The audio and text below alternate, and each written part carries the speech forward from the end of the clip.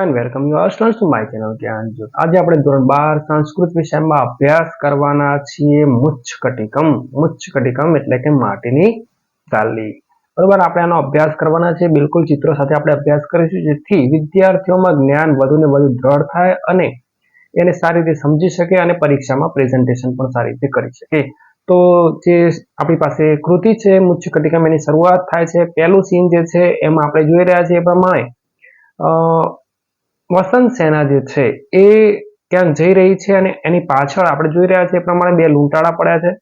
આ બે લૂંટાળા જે છે એ કેમ પડ્યા છે? કારણ કે એની પાસે કિંમતી જ્વેલરી છે, સોના ચાંદીના જે પણ દાગીના હશે બધા છે, એટલે એની પાછળ આ બે ચોર પડ્યા છે। આ બે ચોર જે છે એની પાછળ પડ્યા છે, તો એ આગળ વધતા વધતા ક્યાં જાય છે? તો એ જાય છે, આપણે જોઈ રહ્યા છીએ એ પ્રમાણે આ ચારુદત્તના ઘરે જાય છે। ચારુદત્તના ઘરે જાય છે। ચારુદત્ત કોણ છે? ચારુદત્ત એક વણિક છે, એક વેપારી છે, શ્રીમંત વ્યક્તિ હતો અને દાન આપી આપીને બિચારો ગરીબ થઈ ગયો છે। પણ એના જે સદગુણો છે એ હજુ પણ ટકી રહ્યા છે અને એટલે જ વસંત સેના જે છે એને પ્રેમ કરે છે। હવે આ ચારુદત્તના ઘરે આ વસંત સેના આવી ગઈ છે અને પોતાની પાસે જે કિંમતી ઘરેણા હતા એ નોર્મલ એના પાસે લૂંટાળા પડ્યા છે, એટલે એના માટેનું જે મેઇન કારણ છે એટલે કે આ ઘરેણા એ ત્યાં મૂકીને જાય છે। ચારુદત્તના ઘરે થાપણ તરીકે મૂકીને જાય છે। ત્યાં આપણે જોઈ રહ્યા છે એ પ્રમાણે એ ચારુદત્ત અને એના એક મિત્ર બંને વાતો કરી રહ્યા હોય છે કે એમની પરિસ્થિતિ ખરાબ થઈ ગઈ છે આર્થિક રીતે, બિચારા હવે દિવાળી ફૂંકી ગયા છે, એમની પાસે બહુ પૈસા છે નહીં, એટલે આ પ્રોબ્લેમ્સ ને જોઈ રહી છે વસંત સેના, એને સમજી રહી છે। ત્યાં જ એનો એક સંવાહક જે છે, સંવાહક છે એનું નામ છે, અને સંવાહક જે છે એનું પગચંપીનું કામ કરે છે, એટલે એક પ્રકારે એનો સેવક છે। આ સેવક જે છે એ પોતાના માલિકની આર્થિક સ્થિતિ જે ખરાબ થઈ છે, એટલે એ પણ જુગારમાં ના રવાડે ચડ્યો છે અને થોડુંક નુકસાન થયું છે અને એની કારણે એની પાસે પૈસા નથી। તો વસંત સેના આ બધું જાણે છે અને વસંત સેના એને પણ થોડાક દાગીના જે પૈસા આપવાના હશે આપે છે અને એને એમાંથી ઋણ મુક્ત કરાવે છે। એટલે આ બૌદ્ધ સાધુ બનશે ભવિષ્યમાં, એટલે મેં એડ કરી છે। પણ ખાસ યાદ રાખવાનું છે કે આ વ્યક્તિ જે છે કે જે બૌદ્ધ સાધુ બનવાનો છે, સંવાહક નામનો વ્યક્તિ, એ ભવિષ્યમાં એને બચાવવાનું પણ છે, એટલે એને કેરેક્ટરને આપણે યાદ રાખીશું। તો વસંત સેના પોતાના દાગીના ક્યાં મૂકીને ગઈ ભાઈ? આ દાગીના વસંત સેના ચારુદત્તના ઘરે મૂકી ગઈ। કયા કારણસર? કારણ કે એની પાસે ચોર પડ્યા છે અને એક મિત્ર સાથે વાત કરતા કરતા ચારુદત્તની ખરાબ પરિસ્થિતિ વિષય પર વસંત સેનાને જાણકારી મળી અને સાથે સાથે સંવાહક નામના વ્યક્તિના જે જુગારમાં ઋણ થયું છે એના બદલે ચારુદત્ત વસંત સેનાને મુક્ત કરાવે છે। આગળ વધતા શું થાય છે? આ પાત્ર જે આપણે જોઈ રહ્યા છીએ વચ્ચેનું, એ પાત્ર જે છે મદનિકા છે। મદનિકા કોણ છે? તો મદનિકા વસંત સેનાની દાસી છે। તો એની બાજુમાં ભાઈ ઉભો છે, કોણ છે? તો એ છે સર્વિલક। આ સર્વિલક અને મદનિકા એકબીજાને પ્રેમ કરે છે, પણ મદનિકા જે છે દાસી છે। અને આપણે ગુલામી પ્રથાની વાત કરીએ તો ગુલામી પ્રથામાં શું હોય કે પોતાની રીતે કોઈ નિર્ણય લઈ શકે નહીં, એટલે કે મદનિકા અને સર્વિલક એકબીજાને પ્રેમ તો કરે છે પણ લગ્ન કરી શકે નહીં। એટલે અને એના માટે મદનિકાને ઋણ મુક્ત કરાવવી પડે, એટલે કે જે પૈસાથી એને ખરીદી કરી હશે, ટૂંકમાં વસંત સેના પાસે રહેવાનું છે, એ માટે એને થોડાક પૈસા જે આપવાના થતા હશે એ આપવા પડશે। એટલે હવે સર્વિલક જે છે, આપણા સર્વિલક આ મદનિકાને મુક્ત કરાવવા માટે રસ્તા શોધે છે અને એ શું કરે છે રસ્તામાં? જોઈએ હવે એને કદાચ ક્યાંકથી ખબર પડે છે કે ચારુદત્તના પાસે ઘરેણા હશે અથવા કંઈક છે, તો એ સર્વિલક જે છે એ જ આ સર્વિલક આ ઘરેણા જે વસંત સેનાના જ છે ઓલરેડી, એ ચારુદત્તના ઘરમાંથી રાતે ખાતર પાડીને એટલે કે ચોરી કરીને લઈ લે છે। કોના ઘરેણા લઈ લે છે? વસંત સેનાના ઘરેણા કોણ લઈ લે છે? સર્વિલક લે છે। શા માટે લે છે? તો મદનિકાને ઋણ મુક્ત કરાવવા, છોડાવવા માટે। ઘરેણા કોના છે? વસંત સેનાના છે। ક્યાંથી લીધા? ચારુદત્તના ઘરમાંથી લીધા। હવે આપવાના કોને છે એ પણ આપણે યાદ રાખીએ। તો આ સર્વિલક આ ઘરેણા જે ઓલરેડી વસંત સેનાના જ છે, જે ચારુદત્તના ઘરે થાપણ તરીકે મૂક્યા છે, એ ઘરેણા લઈને આ સર્વિલક આ જ ઘરેણા કોને આપે છે? વસંત સેનાને આપે છે। હવે નોર્મલ છે કે લેડીઝનો તમને ખબર જ હોય કે ઘરેણા પોતાના ઘરેણા તો જલ્દી ઓળખી જાય, એટલે વસંત સેના જે છે એ પોતાના ઘરેણા ઓળખી જાય છે, એને ખબર પડી જાય છે કે મારા ઘરેણા જે મેં ચારુદત્તના ઘરે મૂક્યા હતા એ જ આ સર્વિલક લઈને આવ્યો છે। પણ હવે એ મદનિકાને પ્રેમ કરે છે અને આ બેન પાછા એ પણ ગુણિયાલ છે, ગણિકા છે, પણ હવે યાદ રાખે છે કે છોડી દે છે, મુક્ત કરે છે કોને? મદનિકાને ઋણ મુક્ત કરે છે અને ઘરેણા લઈ લે છે ટૂંકમાં, અને સર્વિલકને મદનિકાને જતા રહે છે ટૂંકમાં। હવે આ બેનને ખબર પડી ગઈ ઘરેણા જે છે જે આપણે મૂક્યા હતા ચારુદત્તના ઘરે એ આવી ગયા છે પાછા, હવે પેલી બાજુ જે ચારુદત્ત છે એને ખબર પડે છે કે આપણી પાસે જે થાપણ તરીકે વસંત સેનાએ ઘરેણા મૂક્યા હતા એ તો છે નહીં, ચોરાઈ ગયા છે.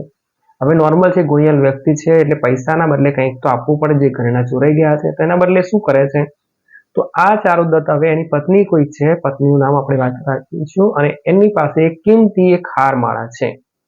આ હારમાળા જે છે એ હવે આપી દે છે, મોકલાવે છે ટૂંકમાં કોના માટે, વસંત સેના માટે. અને એટલે આપણો પાઠ આવે છે પરિતુષ્ટા યાસ્યતિ, સંતોષ પામીને જશે.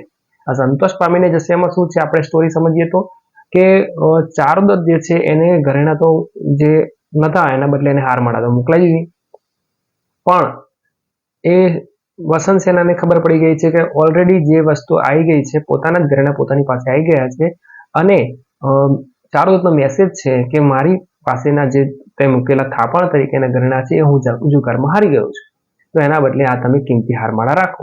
હવે એને પરિસ્થિતિની ખબર પડી ગઈ છે, કારણ કે ચોરી કરીને સરવિદાસ લઈને આવ્યો છે, છતાંય આ વ્યક્તિ આ રીતે પોતાની પત્ની કિંમતી હારમાળા મોકલાવે છે, એટલે મળવા માટે, બરાબર, વાતનો કદાચ ખુલાસો કરવા અથવા મળવા માટે વસંત સેના આવી રહી છે. અને વસંત સેના જે આવવાની છે એના મેસેજ માટે વિદૂષક જે મૈત્રેય છે એ અને ટૂંકમાં ચેટ આપણે, બરાબર, એ બે પાત્રોના આપણે માટીના ઢેફા નાખવાનો ક્ષેપણ વાળો પ્રસંગ પણ આપણા પાઠમાં છે, પરિતુષ્ટા યાસ્યતિમાં 18મા પાઠમાં, તો એ થોડુંક ધ્યાન રાખીશું. અને એ રીતે વસંત સેના હવે આવી રહી છે, અને આવી રહી છે તો એનું કારણ જે વિદૂષકને બંને નક્કી કરે છે એવું છે કે જે એને કિંમતી ઘરેણા આપેલા, જે દાબડો હતો એ કદાચ વધારે મૂલ્યવાળો હશે, અને આપણે આપેલો જે સોનાનો હાર છે થોડો ઓછો કિંમતી હશે, એટલે કે એના માટે વધુ લેવા આવી હશે એવું આ લોકો નક્કી કરે છે કદાચ. પણ પેલો ભાઈ પછી ચારુદત્ત કહે છે કે ભલે એવું હોય, એ સંતોષ પામીને જશે. આ આપણો 18મો પાઠ છે. હવે શું થાય છે કે એ જ્યારે આવી રહી છે વસંત સેના, ત્યારે વરસાદનું વાતાવરણ છે, અને મારું પીઠ પડ રહે છે, હું કદેડા જેવું ગાયન ગાઉં છું ને એવું બધું એ ભાઈ બોલે છે, તમને યાદ હોય તો એ રીતે વરસાદનું વાતાવરણ આપણે એડ કર્યું છે. વસંત સેના છે ચારુદત્તને મળવા આવી છે, પણ નવા કોઈ ઘરેણા કે એના ઘરેણા ખોવાઈ ગયા છે એના માટે કંઈ લેવા આવી નથી, ખાલી મળવા આવી છે. હવે એ વખત પછીની વાત કરીશું તો ત્યારે શું થાય છે કે એનો પુત્ર છે રોહસેન. કોનો પુત્ર છે?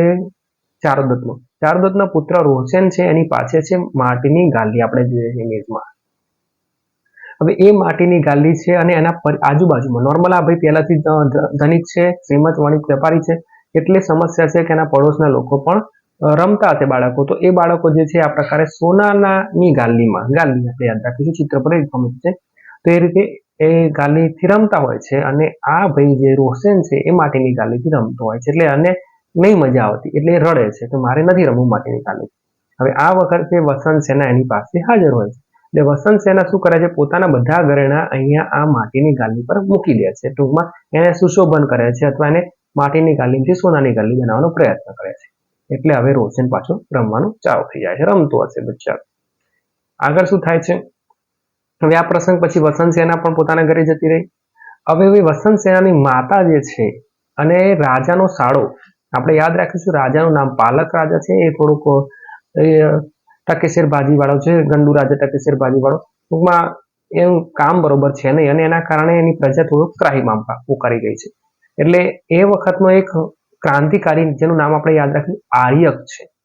આ આર્યક જે છે એ રાજાનું શાસન એટલે કે એનો પલટો કરવા માંગે છે, એનું તખ્તા પલટ કરવા માંગે છે બીજા, એને ક્રાંતિકારી બીજા પણ હશે, તો આ બધા છે. હવે વસંત સેના જે છે એ એક વાર તો મળી, ટૂંકમાં આવું 2-3 વાર તો મળે છે, પણ હવે વસંત સેના અને ચારુદત્ત એક જગ્યાએ મળવાના છે, એક બગીચામાં. એટલે વસંત સેના પોતાનું ગાડું અથવા વાહન, તો આપણે વાહન લખ્યું છે એટલે જે હશે આપણે રથ સમજીએ કે ગાડું સમજીએ, તો એ વાહન લઈને ચારુદત્તનો કોઈ માણસ જશે વસંત સેનાને ઘરે. બીજી બાજુ શું છે કે વસંત સેનાની માતા જે છે એ કોઈને કોઈ રીતે કદાચ આર્થિક લાભના લીધે કે કોઈ અન્ય કારણસર રાજાના સાળા સકાર સાથે વસંત સેનાના મેરેજ અથવા એની સાથે મોકલવા માંગે છે. હવે શું થાય છે કે વસંત સેનાના ઘરે 2 વાહન આવવાના છે. એક કોનું આવવાનું છે? એક આવવાનું છે ચારુદત્તનું, જે ને મળવા જશે વસંત સેના, એટલે કે વસંત સેના અને ચારુદત્તનું મિલન મળવાનું થશે બગીચામાં. એ જ સાથે સાથે જે સકાર છે રાજાનો સાળો, એ પણ પોતાનો એક રથ અથવા વાહન મોકલવાનો છે વસંત સેનાના ઘરે, અને વસંત સેનાને એ લઈને આવશે અને બગીચામાં મળશે. ટૂંકમાં એનું રીતે કિડનેપિંગ ગમે તે એ રીતે બેસાડી દેવાની ને ત્યાં મળે. એટલે બે વાહન આવવાના છે કોના ઘરે? વસંત સેનાને. પણ વસંત સેનાને આવી કોઈ ખબર છે નહીં, અથવા ડ્રાઈવરની કદાચ ખબર નથી. તો પહેલો રથ જે આવે છે એમાં વસંત સેના બેસી જાય છે અને એને એવું લાગે છે કે આપણે ચારુદત્તના ને મળવા બગીચામાં જવાનું છે, એટલે બેસી જાય છે. અને આ રીતે કદાચ પેક હશે એટલે અંદર બેઠેલા વ્યક્તિને બહારની અથવા બહારના વ્યક્તિને અંદર કોણ બેઠેલું ખબર પડતી નહીં હોય. એટલે હવે જે રથ આવે છે એ કોનો રથ છે? એ સકારનો રથ આવે છે, પહેલું જે છે એમાં બેસી જાય છે વસંત સેના. અને એને નથી ખબર કે કોણ છે, એટલે એ બગીચાની તરફ આગળ વધે છે. અને એ જતો રહે છે. પછી બીજો રથ જે આવે છે એમાં એ રથ પણ વસંત સેનાના ઘરે જ આવે છે. ત્યારે જે ક્રાંતિકારી આર્યક છે પોતાનો બચાવ કરવા માટે એ પણ આમાં બેસી જાય છે રથમાં. હવે આ રથ કોનો છે? આ ચારુદત્તનો છે.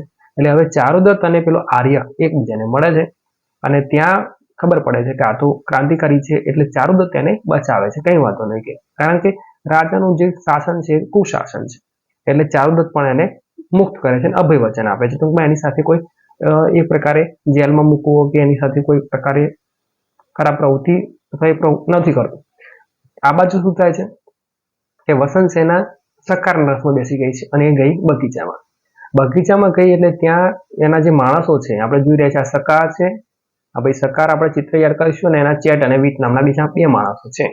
ટૂંકમાં બીજા બે વ્યક્તિઓ કે જે એના માણસો હોય એ બધા ભેગા થઈને ટૂંકમાં વસંત સેનાને ટૂંકમાં સમજાવે છે, અથવા એક રીતે સકાર એને બીવડાવે છે, ધમકાવે છે અને પોતાની થવા માટેનો એટલે પ્રયત્ન કરે છે. પણ વસંત સેના માનતી નથી. એટલે હવે સકાર જે છે એને મોડું દાબી દે છે અને એને મારી નાખવાનો પ્રયત્ન કરતા જ કરતો હશે. એ દરમિયાન બેભાન થઈ જાય છે. એટલે આ લોકો બધા થઈને એને શું કરે છે? બગીચામાં પાંદડા જે પડ્યા હોય તે દાટી દે છે અને ઉપર પાંદડા નાખી દે છે. અને હવે આ જે સકાર છે બરોબર, એ સકાર શું કરે છે? ક્યાં જાય છે એની વાત કરીશું, પણ એના પહેલા એ પાંદડામાં દાટી દીધી અને પછી જે બૌદ્ધ સાધુ આપણે પહેલો જે આવ્યો તો સંવાહક, શરૂઆતમાં જુગારમાં હારી ગયેલો અને વસંત સેનાએ એને પોતાના ઘરેણા કે સોનાનું જે પણ વસ્તુ આપીને એને બચાવ્યો, ઋણ મુક્ત કર્યો, તો એ વ્યક્તિ જે સંવાહક નામ છે એ આ પાંદડામાં સળવળાટ જુએ છે અને વસંત સેનાને પછી ત્યાંથી કાઢે છે. હવે આ દરમિયાન જે સકાર અને એના જે માણસો છે એ બધા ક્યાં જાય છે? રાજા પાસે જાય છે. રાજા નામ પાલક છે.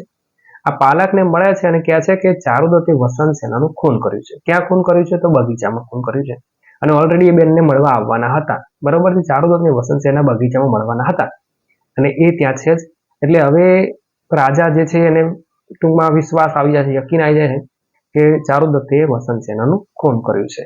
એટલે હવે એના માટે ફાંસી ચડાવવાનો પ્રયત્ન કરે છે કે ભાઈ ચારુદત્તને હવે ફાંસીના માંચડે ચડાવીશું. સકાર અને ચેટ નવીટ ને બધી જુબાની બધું સાક્ષી બાક્ષીના લીધે કોને ફાંસી ચડાવવાની છે?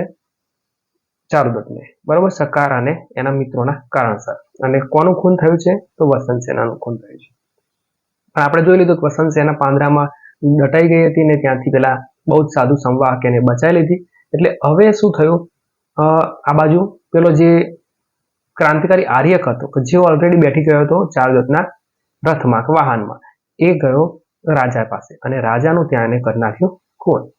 એટલે કે ક્રાંતિકારીએ કર્યો તખ્તા પલટ અને પોતે બની ગયો રાજા. કોણ રાજા બની ગયો? આર્યક. મરી કોણ ગયો? રાજા પાલક.